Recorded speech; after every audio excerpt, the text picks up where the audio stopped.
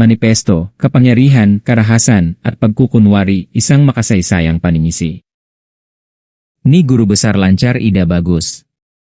May isang katotohanan na tanging nasa kapangyarihan lamang ang nakakaalam. Ang simbahang Katolika ay, sa loob ng maraming siglo, ginawang kasangkapan ng Diyos, pinahintulutan na isagawa sa Kanya ang mga bagay na ipinagbabawal Niya mismo.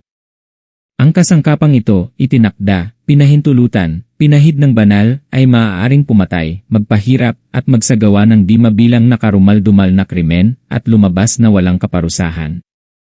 Ang pahintulot na ito ng banal ay nananatiling buo hanggang sa kasalukuyan. Ilan lamang ang nakakaunawa na hindi ito alamat o kathang-isip, kundi sistematikong mekanismo na nakaukit sa batas kanoniko, patakaran ng simbahan, at estratehiyang pampolitika. Ang ideya na ang mas mataas na otoridad ay maaaring suspindihin ang moral na batas ay nasa puso ng absolutong kapangyarihan.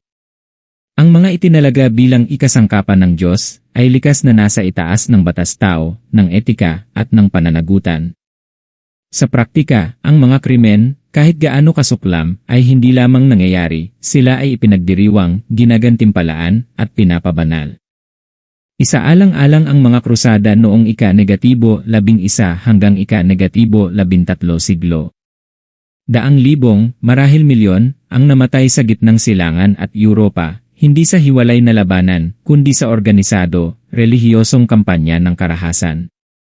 Ang mga bata ay pinahirapan, mga lungsod ay sinakop, mga komunidad ay ganap na winasak.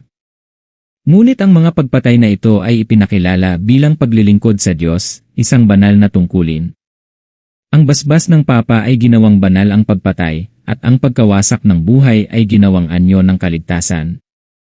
Ang Inkwisisyon sa Espanya at Italia ay nagpapakita ng parehong pattern. Mga babae, lalaki, at bata ang pinahirapan upang aminin ang kanilang kasalanan.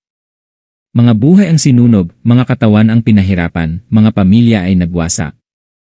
Ang pagpapahirap ay naging sistematiko, isang birokratikong kasangkapan ng pangangalaga ng kaluluwa. Ang hustisya ay naibaliktad, mas matindi ang karahasan, mas malaki ang katwiran.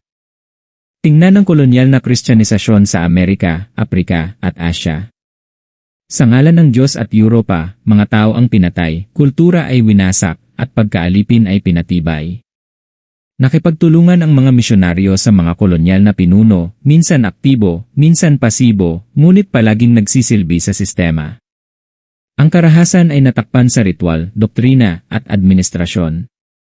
At gayunpaman, madalas pinayagan o tinanggap ng mga mananampalataya ang karahasang ito, pinaniniwala ang kalooban ng Diyos. Dito lumilitaw ang hindi komportableng katotohanan, ang katahimikan ay hindi pagiging neutral. Ang pagtalikod, pagrelatibisa, o pagpipiling hindi malaman ay nagpapasakop sa komunidad. Tinuturuan ng masa na pahalagahan ang pagsunod sa Diyos higit sa sangkatauhan, kaya't pinapayagan ang kolektibong pagdurusa. Samantala, ang mga karumal-dumal na gawain ng isang maliit na grupo gaya ng Dutch Motorcycle Club na Satudara ay kinokondena bilang mabagsik, masama, at hindi katanggap-tanggap. Ngunit ang mga krimen ng Satudara ay halos wala kung ikukumpara sa pinahintulutan ng simbahan. Dito malinaw ang pagkakaiba ng organisado, pinabanal na karahasan at di-formal na karahasan. Kapag ang isang maliit na gang ang kumilos, agad itong kinokondena. Kapag ang isang sistema ang nagsagawa ng brutalidad sa ritual o ideolohiya, dekada o siglo ang saklaw, kadalasan ito'y pinagpapala ng otoridad. Maging si Hitler ay nakatanggap ng papal recognition, at gayon paman, ipinagkukunwari ng modernong diskurso na hindi alam ang suportang ito. Nagtatag ang Vatican ng mga kasunduan sa mga rehimen ng pasista, pinatibay ang mga pinuno hanggat ang institusyonal na kapangyarihan ay nananatili, paulit-ulit na inuuna ang katatagan kaysa sa sangkatauhan. Sa pagtingin sa nakaraan, predictable ang pattern, distansya, reinterpretasyon, katahimikan. Ang moral na pananagutan, tila, ay naglalaho sa paglipas ng panahon. Ngunit hindi nakakalimot ang kasaysayan, ito ay nagtatala. At gayon paman, kapag ang isang maliit na grupo tulad ng Satudara ay kumilos sa labas ng estruktura ng simbahan, ito ay tinatawag na masama, kriminal, hindi katanggap-tanggap. Ang saklaw ng kanilang pinsala ay maliit kumpara sa sistematikong karahasan ng mga institusyong relihiyoso. Hindi 1%, malayo rito. Dito lumilitaw ang mahirap ngunit kinakailangang tanong, sino ang nagtatakda ng masama? Ang kilos mismo, o ang otoridad na nagpatupad nito? Nagiging moral na katanggap-tanggap ba ang karahasan kapag pinahintulutan, pinabanal, o isinagawa sa ritual?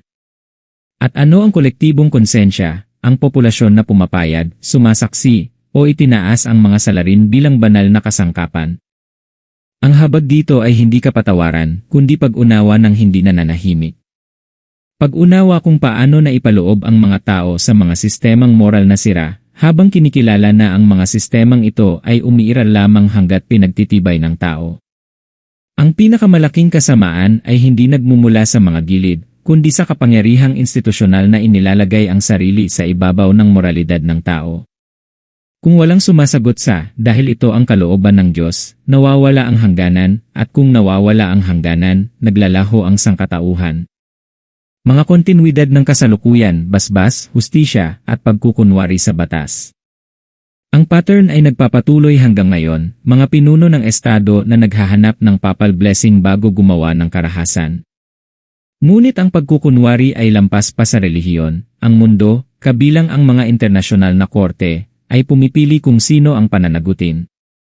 Isaalang-alang si dating Pangulong Rodrigo Duterte ng Pilipinas, na hinatulan ng International Criminal Court sa The Hague para sa mga krimen laban sa sangkatauhan sa tinaguriang Giyera kontra Droga, na nagresulta sa 10,000 pagkamatay at sistematikong extrajudicial killings.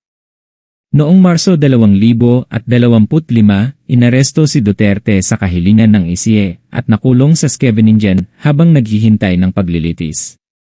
Kasama sa mga kaso ang pagpatay, pagpapahirap, at iba pang pang-aabuso sa kanyang termino, kasama ang mga kasapi ng kanyang administrasyon at pulis, kabilang si Ronald De La Rosa, sa investigasyon.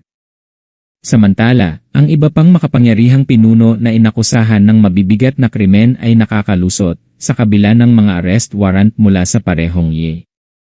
Halimbawa, si punong ministro ng Israel na si Benjamin Netanyahu ay may ini-arrest warrant, Nobyembre 2024, para sa mga krimen sa digmaan at krimen laban sa sangkatauhan sa hidwaan sa Palestina, ngunit malaya pa rin sa mga bansang tumatanggap sa kanya. Si Pangulo ng Russia na si Vladimir Putin ay hinahanap ng ICC para sa diumano'y mga krimen sa digmaan ngunit patuloy na nasa kapangyarihan, walang hadlang. Ipinapakita nito ang malinaw na selektibong pagpapatupad, ang ilan ay pinaparusahan, ang iba'y malaya dahil sa pampulitikang alyansa, realpolitik, o pagtanggi ng kanilang bansa na makipagtulungan. Ang mga estado gaya ng Estados Unidos, China, at Russia ay lampas sa jurisdiksyon ng ICC, na nagbibigay proteksyon sa kanilang mga pinuno sa kabila ng seryosong alegasyon. Hindi maikakaila ang pagkukunwari, ang isang sistemang nagpapanggap na naghahatid ng hustisya ay madalas na ginagamit bilang kasangkapan ng kapangyarihan at pampulitikang pangangailangan, tulad ng ginawa ng mga institusyong relihiyoso sa loob ng maraming siglo upang gawing lehitimo ang karahasan. Salamat sa pakikinig.